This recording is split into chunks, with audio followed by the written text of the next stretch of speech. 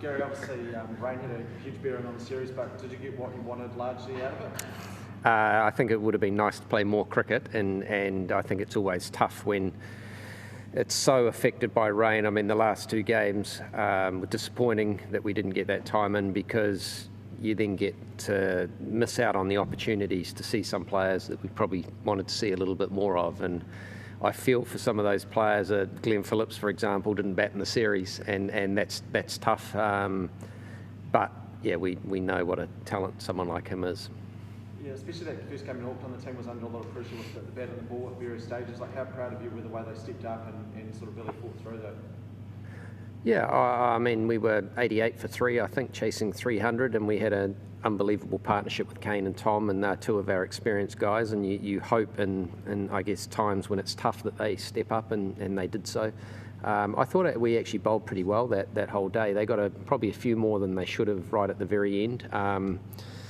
But that's the game of cricket, and it ebbs and flows a little bit. But I mean, tonight I thought we were in a very, very strong position. Obviously, I thought the bowlers did a fantastic job out there. They kept the pressure on. I thought Kane captained particularly well, and it was tough, I think, at a stage there to manage his bowlers when he was working out who the fifth bowler was and what that looked like. And I thought Finn and Devon just set a lovely platform at the top for us to be in a real position of strength. Had you rate Adam Milne today? That was his first ODI series in 5 years, and obviously we all know his horrible run with injuries. It's been a really horrible time for him.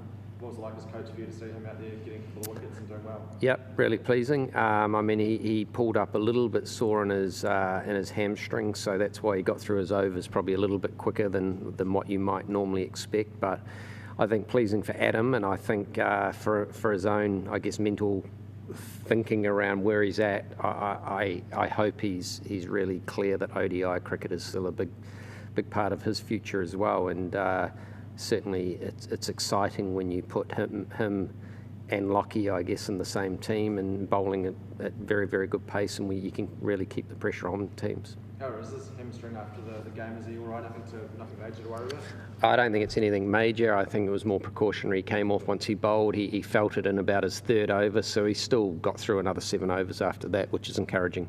Yeah, I mean, you just touched on having Milne and Ferguson on the same team. It's not something we've seen a huge amount of the last years with both those guys being injured, but what would it be? What would it like, be having them in the same ODI team, the potential to have those guys, especially maybe in the World Cup next year in India, what it could offer the Black Caps? Yeah, there's definitely a chance that could happen. I mean, there's a lot of water to go under the bridge before then, and so we'll just have to see how that plays out. But I think it's exciting when you look through the bowling resources that we have, and you think there's a Jamieson that didn't play this series who will probably come back in and around the squad as well, and there's young Ben Sears who's been given a couple of opportunities. So there are enough, I think, players there to I guess, just for us to keep thinking about what our best options are in India in a year's time.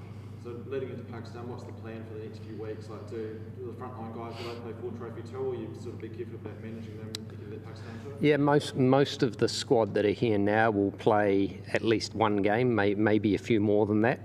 It's really a case-by-case basis, and depending on workloads, how much people have done, what, I guess, mental and physical rest we need, and one or two are actually going to go into a conditioning block as well.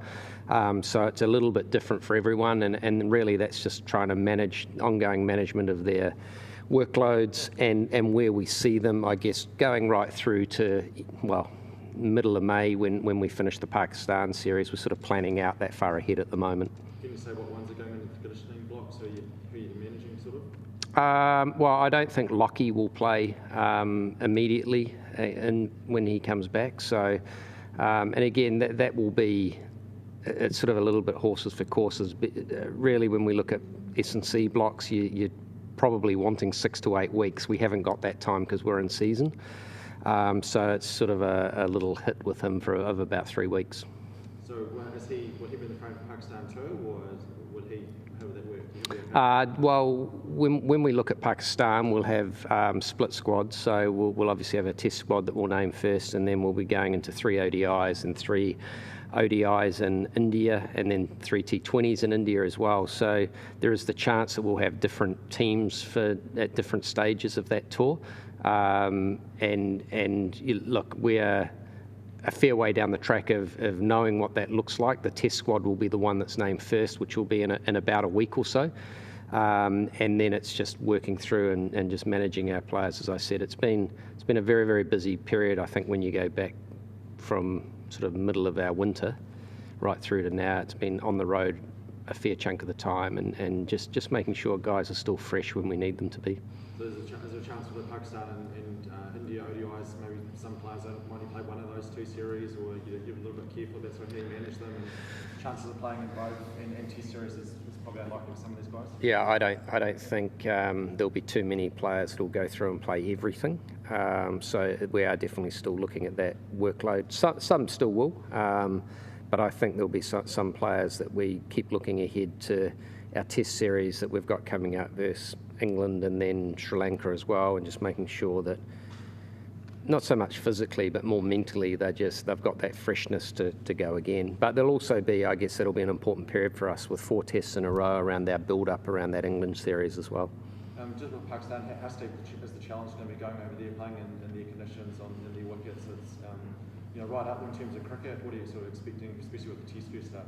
Yeah, well, I think Pakistan is still in the reckoning for a WTC final as well. So there's certainly been no shortage of, I guess, motivation for them anyway to be right up there.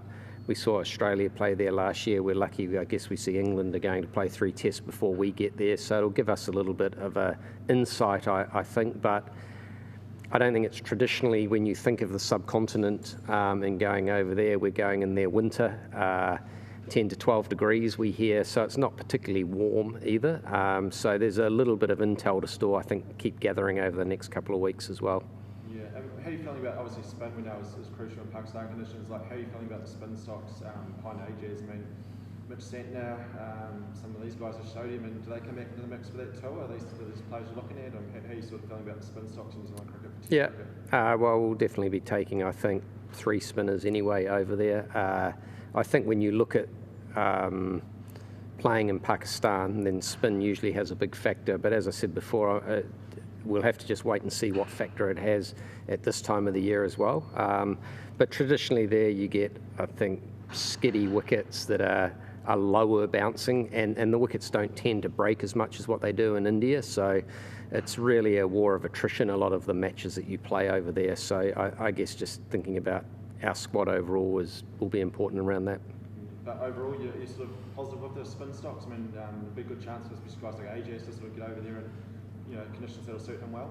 Yep. No, look, I mean, we're still having good, healthy discussion about a number of our positions in the Test squad, and I think that's always healthy.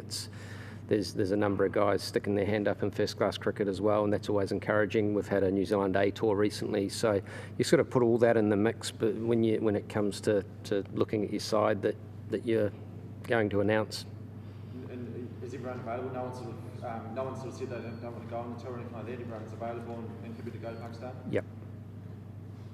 Just last one, Gary. You talked about managing the squads through that period. Something we've seen over the last 2 years in particular. How well versed are you and the selectors in that these days, and how big a part of the management of players and the staff has become in terms of their welfare and making sure they're staying fresh? Yep, it's obviously very, very important.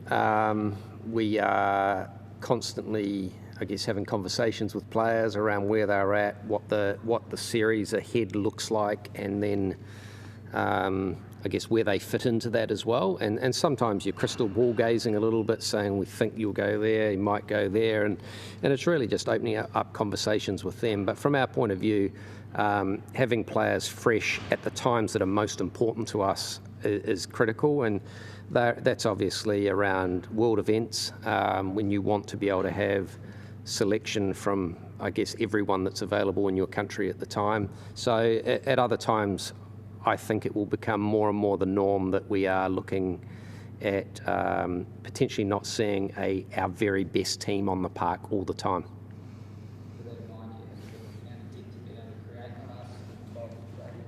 Yeah, I think so. I think COVID naturally provided us with some options when we had some different looking teams and that out there. And so any time I think you're growing that experience, I think is healthy for your team. Gary, can I just quickly ask before we finish with Kyle, just a bit of an update on him, what's he doing at the moment, and do you guys have any further updates sort of when you might be able to return to domestic cricket? Is there any sort of timeline for him or anything like that? Don't have a return to play date just yet, but we're really happy with Harry's coming along. He's doing a lot of batting at the moment. He played a club game last weekend where he didn't bat or bowl.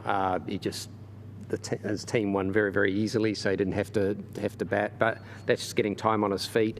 He's at low-level bowling still at the moment. But we've had Shane Jurgensen and Shane Bond run their eyes over him today, which is always nice. It's good to see him out there. He's got plenty of enthusiasm to be back. We've just got to make sure that timing's right. What is low-level bowling not playing? Is that pretty minimal stuff, is it? He's still like, we're lifting his loads and just lifting the intensity slowly, but I guess with any back injury, then there's always the risk you push a bit hard a bit early and you flare it up again, and we're trying with all our might not to do that.